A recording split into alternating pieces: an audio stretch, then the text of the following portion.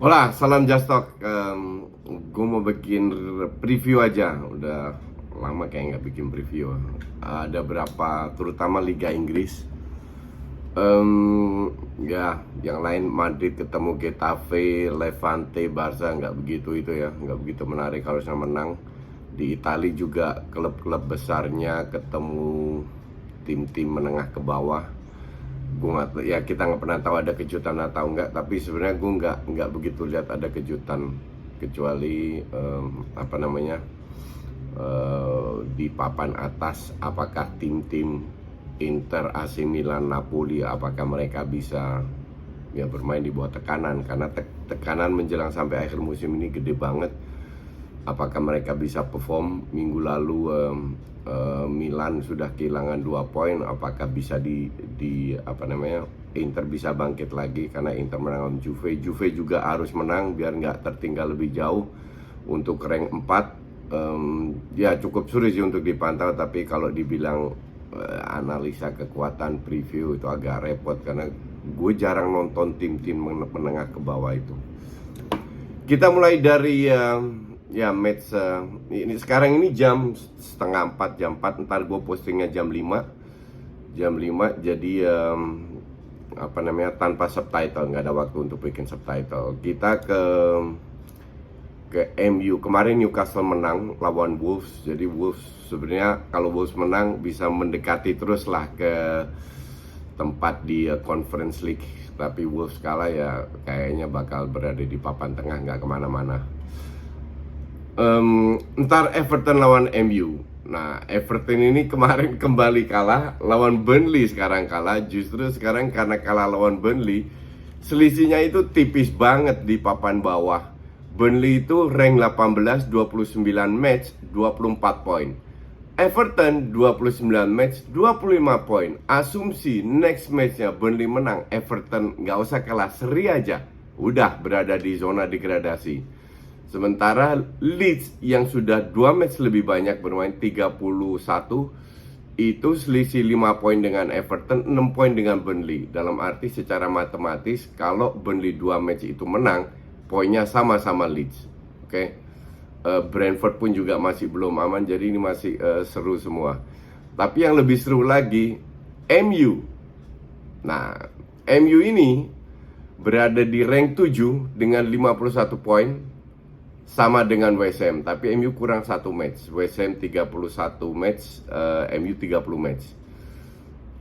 Arsenal selisih 3 poin sama MU dengan 29 match. Ini gue bingung. Poinnya Arsenal sama Spurs sama 54. Arsenal kurang 1 match, kok bisa Spurs di atas Arsenal loh.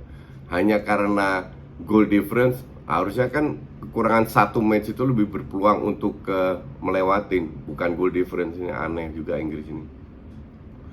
Tapi anyway, dua tim yang lagi terseok-seok, gue agak bingung sama Lampard ini, atau emang dia emang katrok ya. Karena gue bilang Lampard ini setelah gagal di Chelsea, dia layak mendapatkan kesempatan kedua.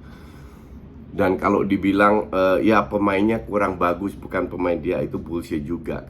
Karena gue bilang pemain itu cukup berkualitas dan tinggal dia meramunya seperti apa, bisa atau enggak.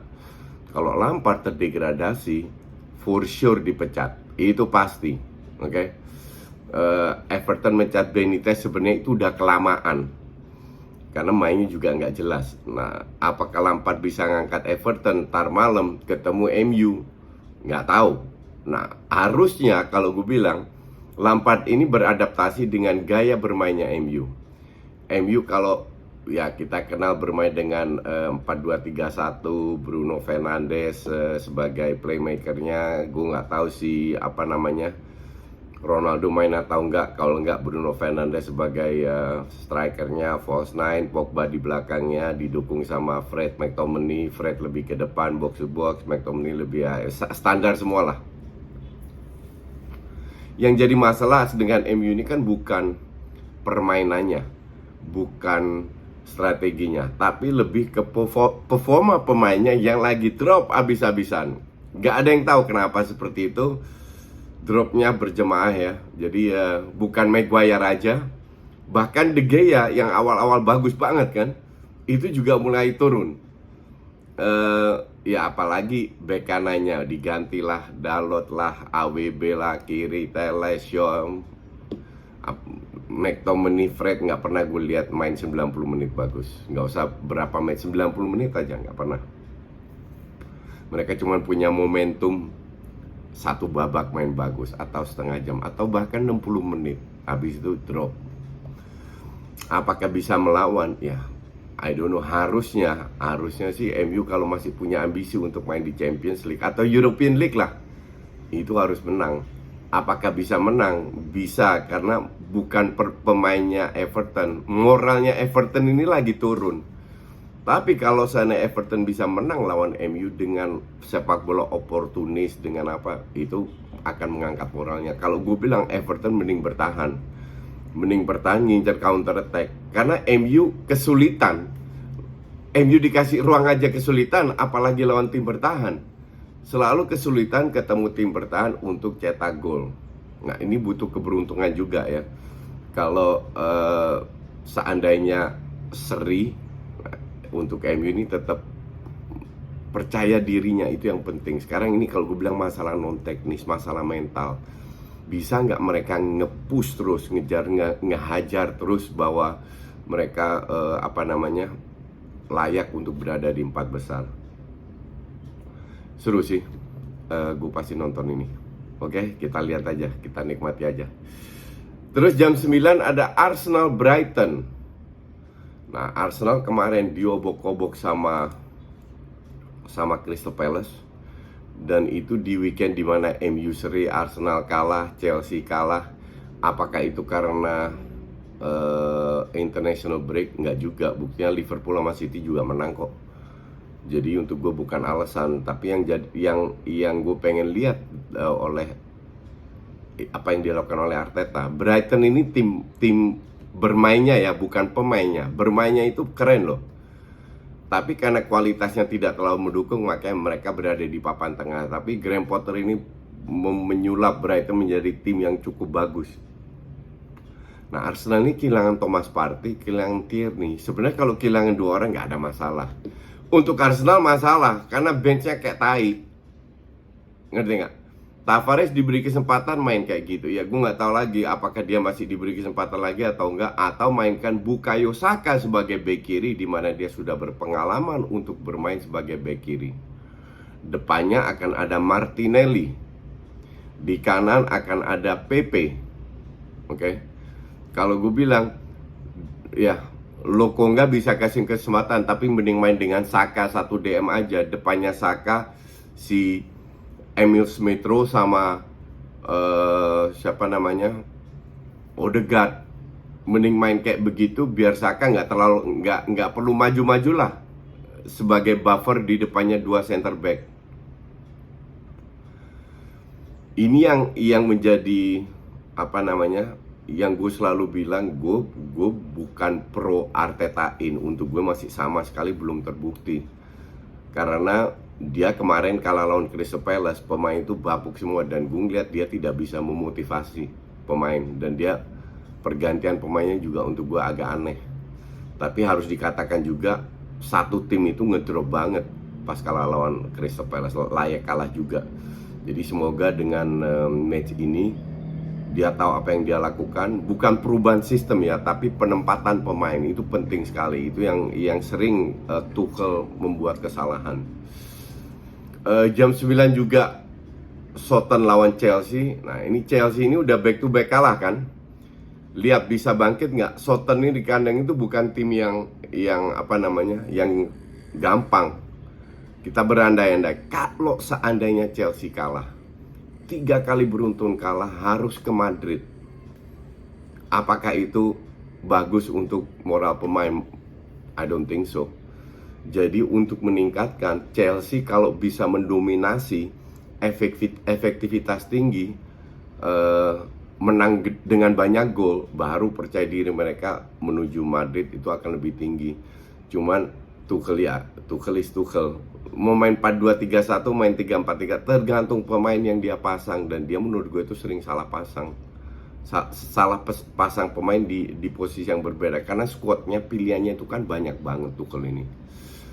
Jadi ya kita lihat aja seperti apa surprise apa yang diberikan oleh Tuchel. Tapi harusnya ya Southampton ini kan juga unpredictable. Harusnya sih Southampton bisa mempersulit Chelsea. Ini kemungkinan besar dua match ini gue tonton, Arsenal sama siapa namanya Chelsea. Kita ke ya jam 11:30 Aston Villa Tottenham. Ya jelas gue harap Aston Villa menang. Coutinho cetak hat-trick, tapi kita lihat aja Aston Villa juga masih nggak stabil. Spurs mulai bangkit, tapi anytime juga bisa jeblok lagi. Itu udah langganan untuk mereka mah. Besoknya itu nggak terlalu banyak. Nah, ada satu big match, yaitu Man City lawan Liverpool. Ya, kalau gue bilang, gue sedikit unggulkan City itu dari sisi apa? Terutama squadnya lebih dalam, dan squad yang ada di bench itu setara lah, selevel dengan squad yang ada di lapangan. Sementara Liverpool yang di bench itu masih jomplang banget sama yang ada di lapangan. Itu satu. Kedua, kalau seandainya ada pemain nggak usah cedera deh, out of form, lagi jelek banget, it happens, ya kan? Itu bisa banget terjadi.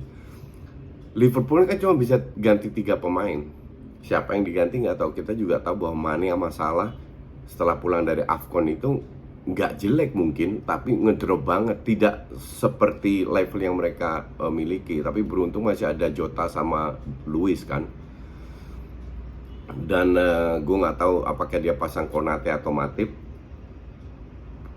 Tapi kalau gue bilang lawan City, mending pasang Fabinho sama Henderson daripada Curtis Jones atau Keita. Thiago digeser sedikit ke depan, nggak ada masalah, minimal ada dua DM lah. Sementara City, jadi kedua tim ini punya plus minus ya. Liverpool punya pemain depan yang berkualitas, City itu lebih merata kualitasnya, lebih bisa semua cetak gol, tapi nggak punya killer juga. Yang jadi mah kalau City bisa cetak 1 gol aja atau 2 ya 1-2 gol lah, ini adalah sebuah plus point. Tekanan itu ada di Liverpool. Liverpool harus menang, karena kalau gue bilang kalau seri sisa pertandingan disapu bersih, City yang juara. Tapi kalau Liverpool menang, Liverpool bisa jadi juara karena sisa pertandingan nggak terlalu berat. Lawan MU juga Liverpool di kandang disikat habis. Artinya ya disapu bersih lah. Jadi untuk gue pertandingan ini sangat krusial. Walaupun Klopp bilang oh enggak, ini hanya sekedar pertandingan 3 poin. Kalau gue bilang dia hanya ingin menurunkan tekanan terhadap pemainnya. Tapi gue bilang pemain sadar ini penting banget buat pemain. Mental ini akan berbicara. Kalau mental berbicara, kita lihat apakah pemainnya membuat kesalahan-kesalahan kecil atau tidak. Karena kesalahan kecil itu bisa diselesaikan. Kalau lu tanya sama gue pertandingan akan seperti apa, gue jujur kalau gue bilang ini partai seri, dan feeling gue nggak banyak gol, 0-0, 1-1. Tapi gue harap gue salah. Gue pengen lihat sebagai fans netral pertandingan yang banyak gol, jelas seperti kalian, banyak drama lah. Oke, itu aja. Ya kita nikmati aja. Besok gue bikin review Arsenal, Chelsea, dan mungkin Spurs. Thanks for watching.